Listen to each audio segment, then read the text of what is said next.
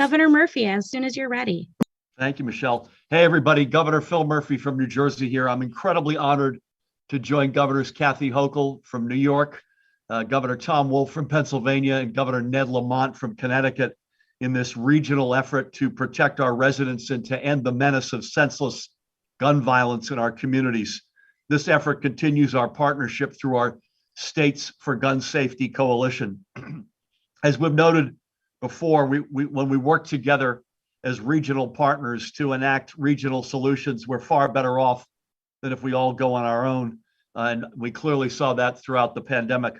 And a critical piece of this is sharing information so we can put smart policies to work.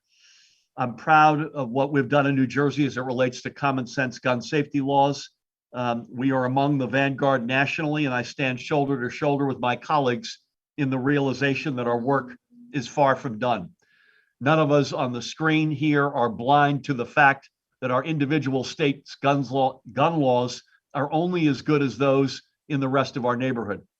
In New Jersey, in the first half of 2021, the data released by our Attorney General's office shows that roughly 85% of the crime guns recovered here between January and July came from out of state. Our state and frankly, our region remains the final destination for guns flowing from the South, especially along the iron pipeline. Fully 25% of traced crime guns come from just 3 states, Florida, Georgia, and South Carolina, where weak gun laws are ripe for exploitation. And again, it bears repeating, in our state, 85% of the crime guns came from out of state.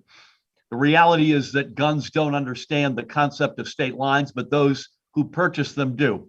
Working together, we can, as a region, put in place the safeguards we need to combat the trade in illicit guns as we continue imploring Congress to enact strong national gun safety measures. That's why we're signing this Memorandum of Understanding today to share with each other states relevant crime gun statistics on a regular basis with the designated law enforcement agencies. It's a classic case where there's safety in numbers. We're stronger if we move as a region.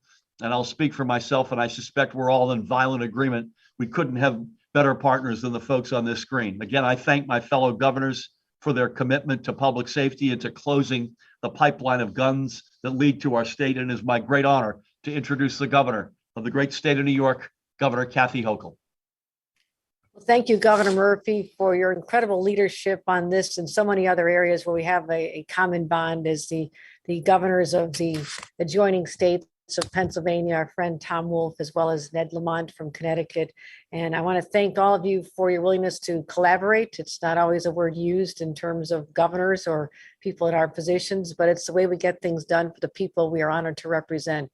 And the gun crisis, the gun violence crisis has been with us a long time. As a young staffer on Capitol Hill for Senator Moynihan many decades ago, we worked on this issue. But what we have seen as a result of this pandemic is a spike in gun violence. And I'm sure there'll be psychologists who study a long time from now what that's exactly attributed to. But we do know that the results are being seen in our streets and in our communities, and people deserve to have leadership, people who are going to work together to find solutions. This memorandum is transformative. I believe this is going to give us and our law enforcement entities in each of our states the tools we need to be able to trace guns that are coming from other states, to understand when a crime has been committed. We want to share information with our neighboring state if someone's on the run. Where are the guns coming from? How are they getting on our streets? And why is there such a disproportionate impact of young people, particularly in communities of color, who are becoming the victims of gun violence? So we all share in this common goal to do whatever we can in our power to eradicate this situation and to do everything we can to save lives in our states. And part of it comes down to just fixing something that, as you mentioned, if Congress would simply allow us to share this nationally, what a better place we would be. But in the meantime, this is where the states are the incubators. So they're the ones who are the innovators who come up with policies working collaboratively among ourselves. And if we can be a model for the rest of the nation, and again, I thank Governor Murphy for bringing us together and your leadership on this to say that we can do so much more together. So I'm hoping is that we can put this template in place, have our law enforcement partners work in sync together, share the information that we get from the FBI already, but only goes to our individual states. That information is going to be useful, but I think other states should either join our coalition, or that they should form their own regional collaboratives as well. And that's how we're going to get to the bottom of this crisis. But I look forward to working on this and many other issues in this spirit of collaboration that we see here today. And with that, I'd like to join my neighbor, our great Governor Tom Wolf from the state of Pennsylvania.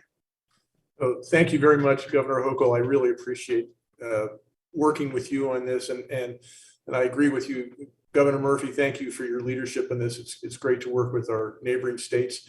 And of course, it's always good to work with the state of Connecticut and Governor Lamont. Thank you very much for working together on this really important project. And I couldn't agree with you more, Governor Hochul. If we want to reduce the scourge of gun violence, we have got to work together in ways that we have not before. We've got to work with our partners within our states and our communities, but also with each other. And I think this can be a very powerful and innovative way to approach this issue. And I'm very proud to be able to work with New York and New Jersey and Connecticut in doing this. Listen, we know that gun violence and homicide rates have risen over the past year. And Governor Hochul, you're right. I think it'll take years for psychologists and others to figure out exactly why that is. But the pandemic has certainly had an influence, at least in Pennsylvania.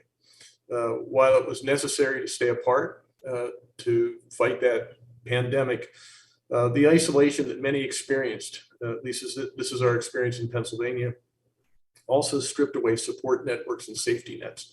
At the same time, it caused increasing stress, anxiety, fear, and clearly anger. Data shows that in 2020, gun violence, I'm talking about Pennsylvania here, we're up across the board, all across the state. According to data published by the Pennsylvania State Police, the number of gun homicides statewide in 2020 increased by 48% compared to 2019. In Philadelphia, fatal and non-fatal shootings also increased by nearly 48% in 2020 compared to 2019. And in the first 8 months of 2020, almost as many people have been shot in the city of Philadelphia as were shot in all of 2019. Gun violence cuts right to the heart of our communities, tearing families apart. It sows fear, it sows distrust. And just like so many forms of systemic inequality, and Governor Hochul, you said this very well, interpersonal gun violence disproportionately affects people in communities of color.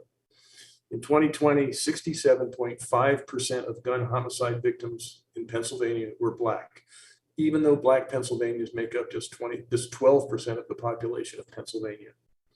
Reducing gun violence in communities throughout Pennsylvania is a priority for me and my administration. And that's why in 2019, I signed an executive order making sweeping changes to reduce gun violence in Pennsylvania. I created the Special Counsel on Gun Violence within the Pennsylvania Commission on Crime and Delinquency.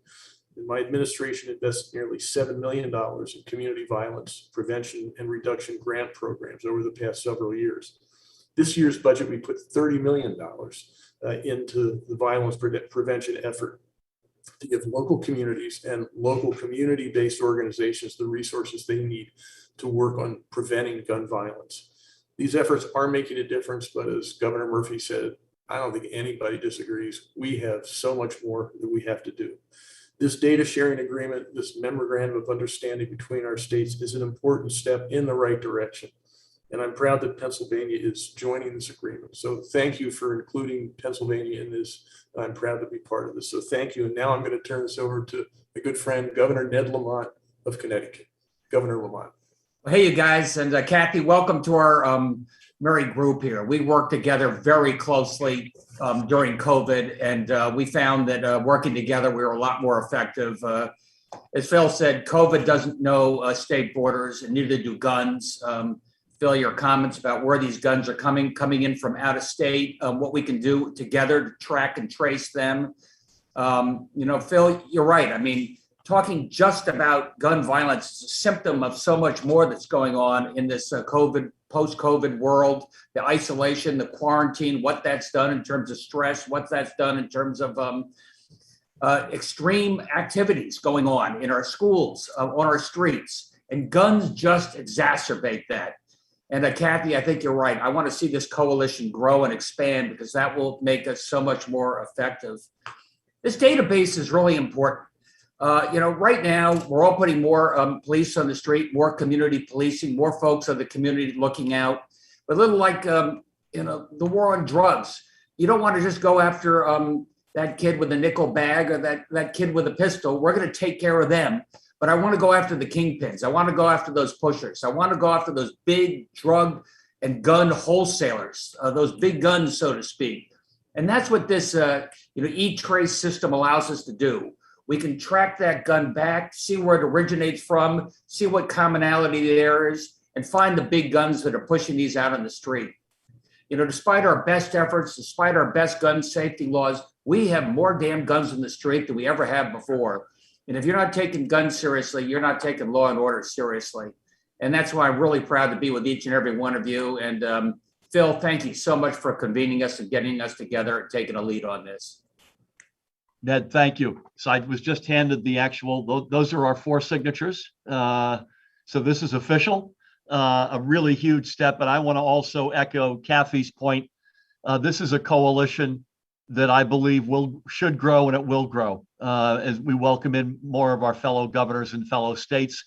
And Kathy also alluded to another point: in the absence of national action in Congress, maybe there are different coalitions in different parts of the country that may not be neighbors with us, but that who should be doing the same thing. So to each and every one of you, Governor Hochul, Governor Wolf, Governor Lamont, my late mother would say, you're known by the company you keep. We're all keeping darn good company on this one. Wish you a great day ahead. And again, this is a huge step for our region, and I can't thank you enough, everybody. Thank you. Take care, folks. That's it. Take care.